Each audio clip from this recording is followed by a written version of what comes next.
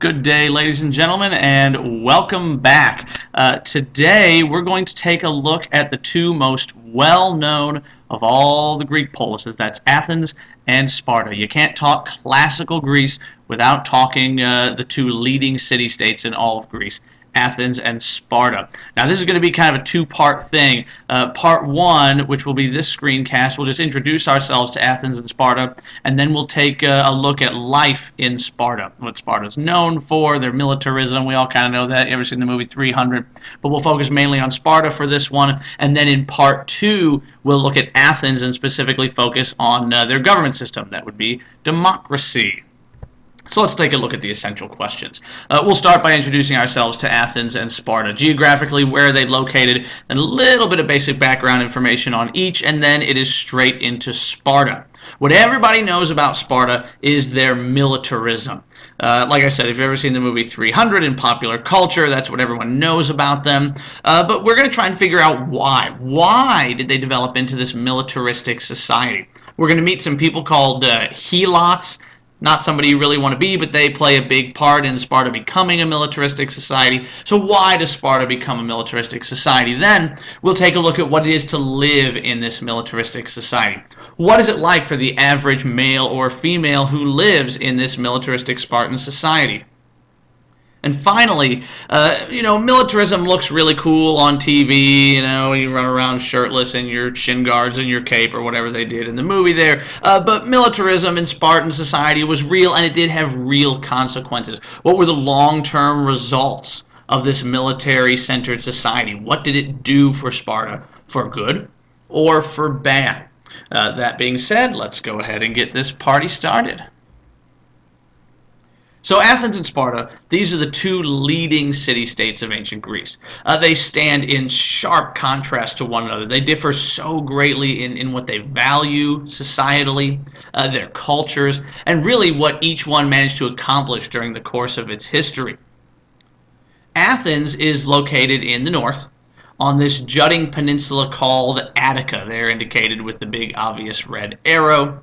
To the south, Sparta is located on this southern peninsula called the Peloponnesus. The Peloponnesus is the bigger chunk. It sort of looks like a mangled hand. Easy way to remember: Attica, Athens, both with the letter A, and then Sparta's on the Peloponnesus there in the south. And these two city-states could not have been more opposite, and they were also the most bitter of rivals. They were the two biggest dogs in Greece, and the block can only hold one big dog, so to speak. So how about Sparta? That's where we're going for today here. Now, the Spartans, for their part, they were like any other Greek city-state in terms of their economy. Their economy was based on agriculture.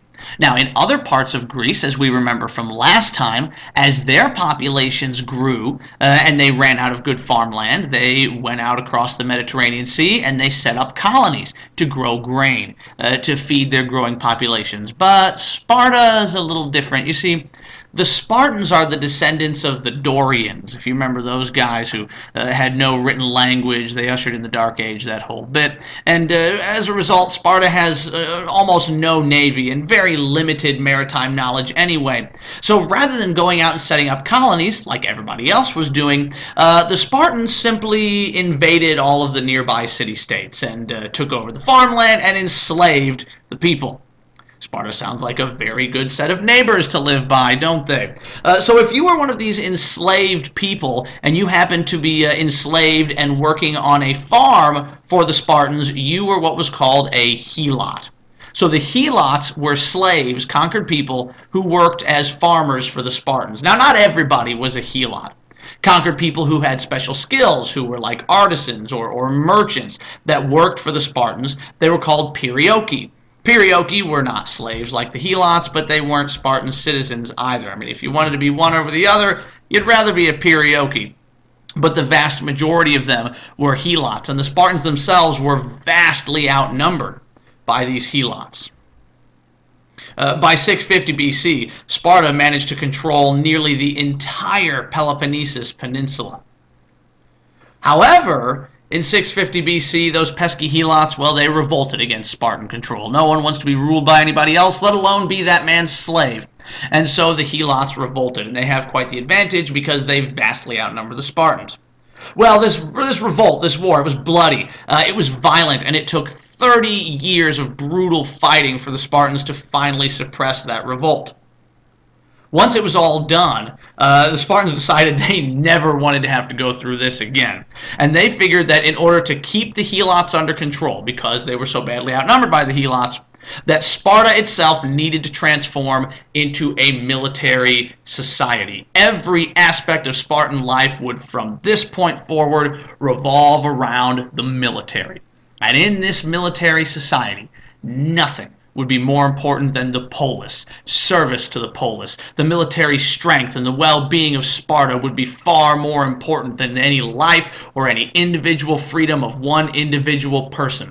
Sparta and the polis was everything, and your sole existence was to serve Sparta.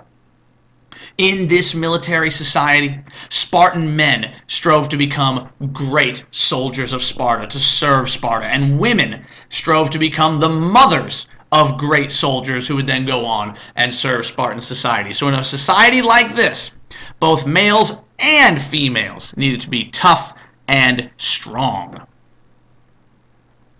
And Sparta's control over the lives of its citizens begins quite literally at birth. When babies were born, a group of government officials, a council of elders, generally a group of retired soldiers and noblemen, would personally examine every newborn baby. And you see, what they were doing was trying to make sure that the baby was fit and healthy and strong. Now, those babies who appeared sickly and weak would be taken out of the polis to a special place, a steep hillside, and left there to die. Those that were sickly and weak would be left out on this hillside to die of exposure. Only the most fit and the most healthy would be allowed to survive. Now, I can imagine what you're thinking here, because I've always thought the same thing myself, and that is that this seems extremely barbaric, and certainly it is, to abandon the youngest members of your society to death if they don't meet your standards of health. But the belief among the Spartans was that the weak and the sickly would not grow into strong adults who would be strong soldiers to serve Sparta, or the mothers of strong soldiers who would serve Sparta. See, everything revolves around that central military aspect. So, let's say that you survive the newborn Are You a Healthy Baby test. Well, for the next 7 years, you're going to live at home. With your mother, most likely, because your dad is probably a soldier and he's off in the barracks or off in the frontier fighting. So for the next 7 years, you're going to be at home. But by the time you turned about 7 years old, boys would be taken from their families to go move into military barracks and commence their military careers. And so at the age of 7, you thus began roughly 13 years of intense military training that's intended to turn you into a proper Spartan soldier. Now think about that. That's basically 13 years of boot camp, of basic military training. If you know anybody who has friends or family that's ever served in the military, you know what that means. Now these kids, starting from the age of 7, among their military training, they would learn to read, they would learn to write, then there's learning to use weapons, whether it's the sword, whether it's the javelin, the shield, you learn to use all that stuff. And in the process of all of this, you will endure the most grueling of physical training. And during this training, to toughen their bodies, these young kids, these recruits, were kept barefoot, no sandals, no shoes, and you were issued one garment from the time that you got into the military, and you had to make that thing last through your entire years of training. If it became threadbare, if it was worn, if it was torn, you had to fix it yourself, or you had to steal the stuff to get yourself a new one. It's all about self-reliance. During the years of your training, you'd be given very little food.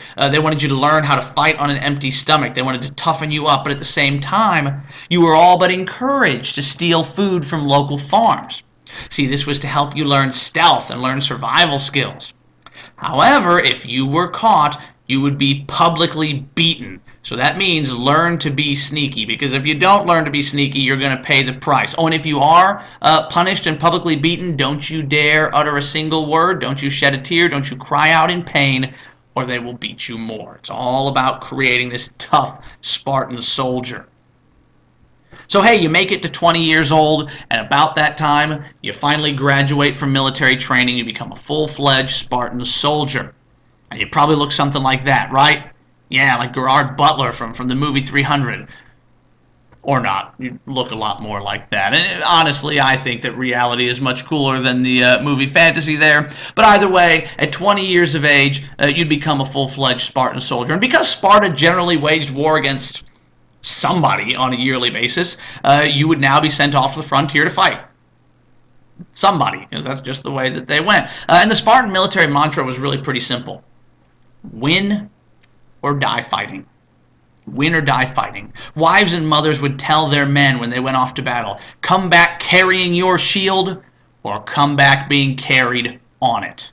Pretty hardcore, but everything goes back to the military and service to the polis. After 10 years, by the time you hit about the age of 30, you would be allowed to get married. And guys, your wife would be about 19 years old because the Spartans believed this was the optimum age at which to make the most healthy children.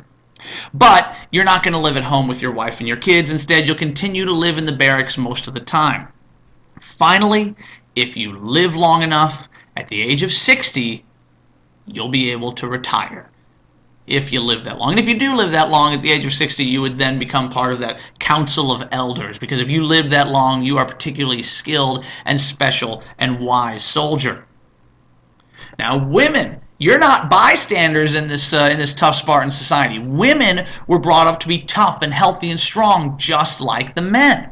It was important for women to be healthy and strong because they needed to give birth to healthy, strong children who'd be good for the army.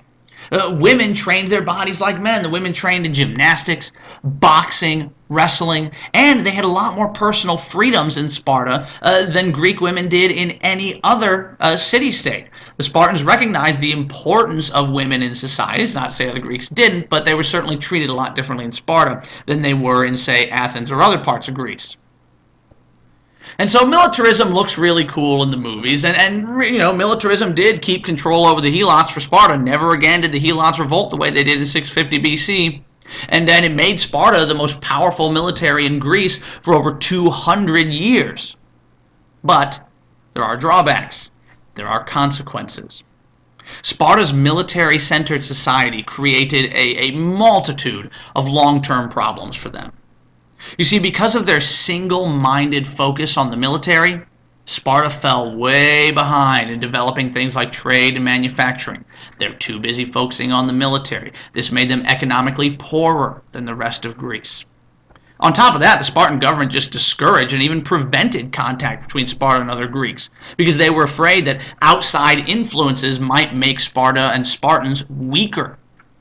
And this lack of cultural diffusion causes Sparta to miss out on a lot of architectural, technological, and military innovations. And with so few innovations of their own, it wouldn't be long before Sparta starts to fall years behind the rest of their neighbors in terms of social and economic and architectural and technological development. And so all of these factors, though militarism kept them militarily strong, these factors would weaken Sparta and in the long run lead to their downfall. So back to the essential questions. We started out by taking a quick look at Athens and Sparta in terms of where they were located, a little bit of background. Then we delved into the origins of Spartan militarism and who are the Helots and what do they have to do with it. Why did Sparta develop this military-centered society? Then we took some time to examine what the average life would have been like for a male or a female in this militaristic Spartan society. And we wrapped things up with examining the long-term results of Spartan militarism. Was it a good thing? Was it a bad thing? Was there good and bad? How would we rate this situation for them? So as usual, be ready to discuss these topics the next time that we meet each other, and until said time, I bid you farewell.